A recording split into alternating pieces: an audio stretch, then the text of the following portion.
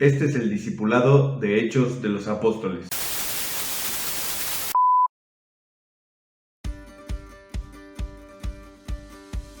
Hola, ¿cómo están? Hoy empezamos con el cuarto capítulo del libro de Hechos. El tercer capítulo terminó cuando Pedro y Juan predicaron, dando una explicación de lo que había sucedido con el cojo que había sido sanado. Y ahora lo que van a hacer es hacerles ver a las autoridades cómo es que lo hicieron y por qué lo hicieron. Esto nos lleva a un importante punto sobre el cristianismo.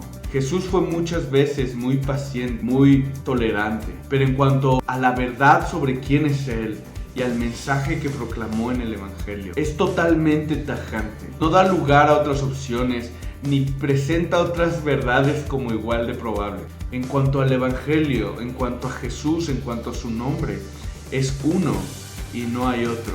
Y eso es lo que vamos a ver. Vamos a empezar a leer. Mientras Pedro y Juan le hablaban a la gente, se les presentaron los sacerdotes, el capitán de la guardia del templo y los saduceos. Estaban muy disgustados porque los apóstoles enseñaban a la gente y proclamaban la resurrección que se había hecho evidente en el caso de Jesús. Prendieron a Pedro y a Juan y, como ya anochecía, los metieron en la cárcel hasta el día siguiente. Pero muchos de los que oyeron el mensaje creyeron, y el número de estos, contando solo a los hombres, llegaba a unos 5,000. Esta primera sección la llamo aunque no guste. Es decir, no hay otro nombre, aunque no guste, aunque no sea popular, aunque no siempre sea lo más agradable a la gente, no hay otro nombre. Y aquí en esta sección se menciona un grupo de judíos que son los saduceos. Ellos se habían enfrentado con Jesús muchas veces y eran la élite religiosa, eran generalmente los que ocupaban los cargos políticos y ellos estaban muy interesados en quedar bien con Roma, y como ellos tenían vidas acomodadas, no les interesaba ningún cambio, ninguna revolución, al contrario, querían que las cosas se quedaran como estaban. Por eso se sentían amenazados por Pedro y Juan, que estaban cambiando bastante las cosas. Y ellos podrían tener tres objeciones, tres disgustos principales contra lo que hacían y decían Pedro y Juan. Primero, lo que tenía que ver con su filosofía. Los saduceos no creían en la resurrección. No creían, de hecho, ni en los ángeles, ni en los demonios. No creían en la otra vida. Prácticamente, Dios sí existía, pero era para un sentido muy pragmático, para el día de hoy, para lo que funciona. Y ellos estaban muy a gusto. Entonces, probablemente estaban en buenos términos con Dios. Y ya si no era así, de todos modos, pues iban a morir bien. Pero esta era la primera objeción que tenían, ¿no? Lo que ellos predicaban no encajaba con su filosofía, con su religión. En segundo lugar, estaban disgustados, dice aquí el texto, porque ellos enseñaban a la gente. Lo que ellos tenían como algo de estima y que los diferenciaba y los hacía únicos y especiales, ellos lo estaban dando al pueblo, a la gente común. Y no solo eso, ellos eran gente común.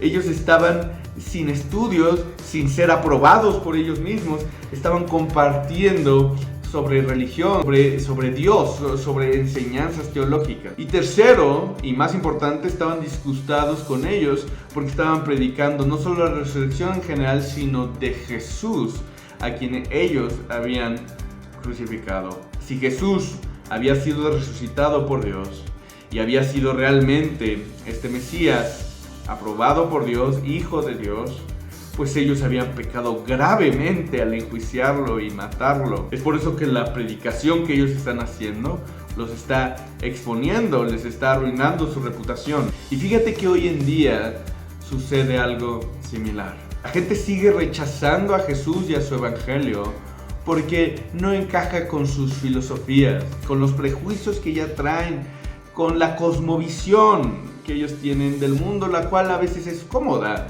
y están a gusto con esa manera de ver las cosas. La segunda razón por la que rechazan es porque hay un problema de humildad, de que te tienes que humillar un poco.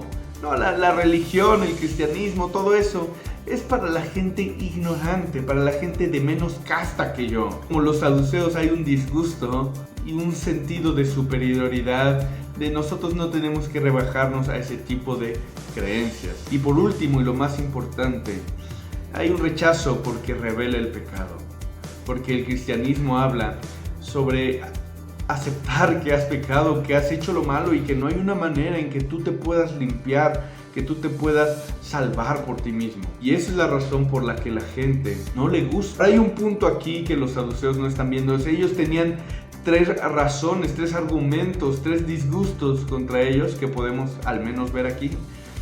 Pero estaban omitiendo algo muy importante. Ellos habían hecho un milagro, estaba ahí parado alguien que había sido cojo desde su nacimiento. Y aún más adelante se va a decir que el pueblo, que la gente alababa a Dios por causa de esto. ¿Esto también lo estás omitiendo? ¿No es esto justamente lo que se debería de buscar? Ellos no. Ellos estaban buscando una situación temporal que los beneficiara a ellos. Y eso los cegaba completamente de ver lo importante. Ahora, un último punto de ver antes de seguir leyendo es el contraste que hay entre la reacción del pueblo y la reacción de los gobernantes. Ahora, esto no quiere decir que siempre sean los gobernantes los que reaccionan mal, el pueblo bien. No, vamos a ver que a veces no es así. Pero sí siempre parece haber estas 2 reacciones. Casi en todas las predicaciones ves estas 2 reacciones. Y es que cuando solamente ves un tipo de reacción, algo anda mal, ¿no? Nosotros tenemos que evitar los 2 extremos. Estamos agradando con lo que decimos y hacemos a todo mundo, aún a los pecadores y que ni quieren cambiar su vida y no ser transformados, pero les gusta lo que hacemos, les gusta lo que decimos. Tal vez deberíamos de tener cuidado. Pero por otro lado, también puede ser peligroso el que siempre estemos disgustando, el que nunca nadie escuche y nadie sea transformado. Nosotros pensamos, mira qué heroico soy, que sigo siendo fiel a pesar del rechazo de la gente. Puede ser orgullo, puede ser vanidad nuestra. Nosotros debemos procurar que la gente se encuentre con Dios, que de verdad crea, pero sabemos que va a haber muchos que tal vez no escuchen y que no les guste. Sigamos leyendo. Al siguiente día se reunieron en Jerusalén los gobernantes, los ancianos y los maestros de la ley. Allí estaban el sumo sacerdote Anás, Caifás, Juan, Alejandro y los otros miembros de la familia del sumo sacerdote. Hicieron que Pedro y Juan comparecieran ante ellos y comenzaron a interrogarlos. ¿Con qué poder o en nombre de quién hicieron ustedes esto? Esta segunda parte yo le llamaría aunque cuestionen. Es decir, no hay otro nombre más que el de Jesús. Aunque la gente cuestione, a veces ponen muchas dudas, ponen muchos obstáculos, muchos pretextos, muchas objeciones a la fe y al cristianismo. Pero como dicen por ahí, con un dedo no se tapa el sol. Y por más que haya muy buenos cuestionamientos, eso no cambia la verdad del hecho. La verdad sigue siendo una y sigue estando ahí, aunque la gente no quiera creer. Pero lo que yo quisiera es que vieras esto. Ellos hacen una pregunta. ¿En qué nombre o con qué autoridad hacen ustedes esto? Y yo preguntaría a ellos, ¿es una pregunta honesta? ¿En verdad quieren saber? Yo creo que esta es la razón por la cual Jesús rara vez contestaba una pregunta. Muchas veces contestaba haciendo otra pregunta. O no contestaba la respuesta que ellos esperaban, sino diciendo otra cosa. Al parecer cambiaba el tema.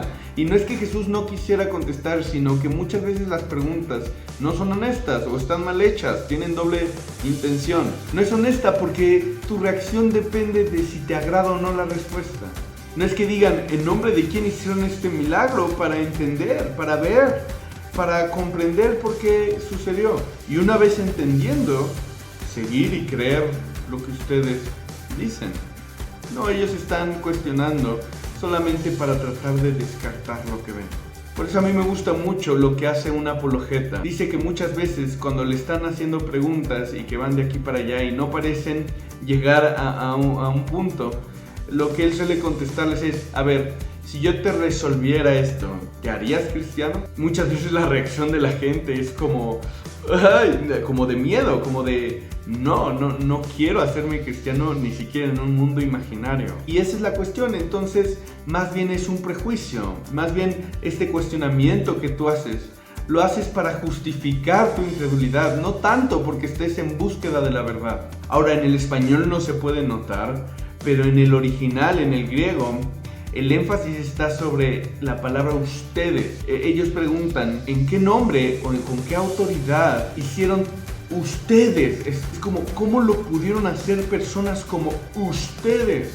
Y lo que para ellos es una razón de no creer, para nosotros es todavía más impresionante. ¿Cómo es posible que sean los apóstoles, que no tenían estudios y no tenían la autoridad y las credenciales que ellos esperaban, que pudieran hacer milagros y que pudieran alcanzar a tantas personas? Ahora, esto lo vamos a ver en el siguiente video, pero el punto es este.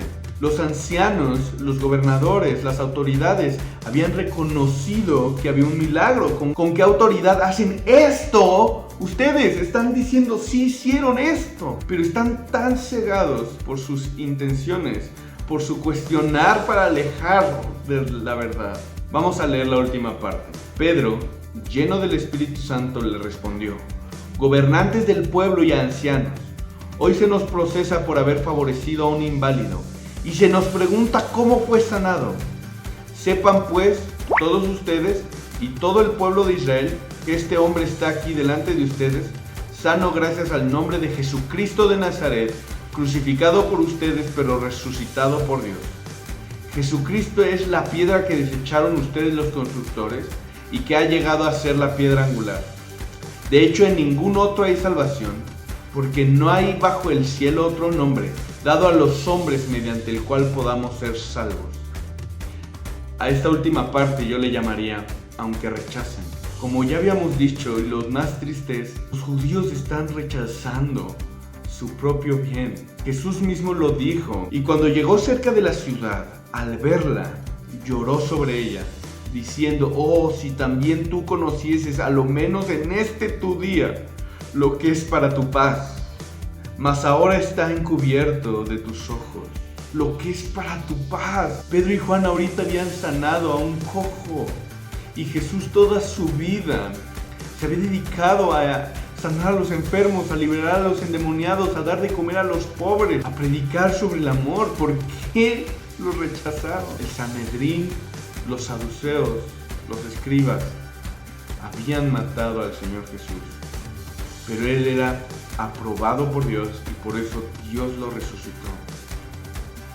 Cuando las personas lo rechazan su bien, y esto aplica aquí especialmente para los judíos, porque era el Mesías que ellos decían estar esperando tanto.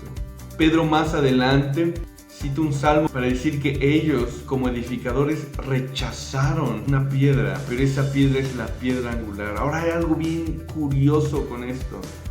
Este salmo que está citando Pedro, Jesús ya lo había usado antes, y es exactamente la misma actitud que tenían con Jesús. Jesús había hecho cosas, la verdad, sí, bastante revolucionarias. Había purificado el templo, ¿no? Había sacado a los corruptos y volcado las mesas. Y ese mismo día, dice en Mateo 21, que cuando vino al templo, los principales sacerdotes y los ancianos del pueblo se acercaron a él mientras enseñaba y le dijeron: ¿con qué autoridad haces estas cosas? ¿Y quién te dio autoridad? Es bien curioso que es la misma pregunta, siguen clavados con lo mismo. Es lo único que les importa, es quién te da la autoridad, quién te da la autoridad, y no se dan cuenta que Jesús hace milagros, que esto los señalan. Están tan clavados en sus credenciales humanas y en su reputación que se están perdiendo de lo importante. Por eso es que Jesús mismo más adelante les dice: ¿nunca leísteis en las Escrituras? La piedra que desecharon los edificadores ha venido a ser cabeza del ángulo. El Señor ha hecho esto y es cosa maravillosa a nuestros ojos. Por tanto os digo que el reino de Dios será quitado de vosotros y será dado a gente que produzca los frutos de él. Y el que cayere sobre esta piedra será quebrantado, y sobre quien ella cayere le desmenuzará. Las autoridades judías se decían a mismos los edificadores, pero habían rechazado lo más importante. Toda la voluntad de Dios, todo su plan se centra en la piedra angular. Por eso termino diciendo, también rechazaron su salvación. Pedro dice: no hay otro nombre bajo el cielo dado a los hombres en que podamos ser salvos.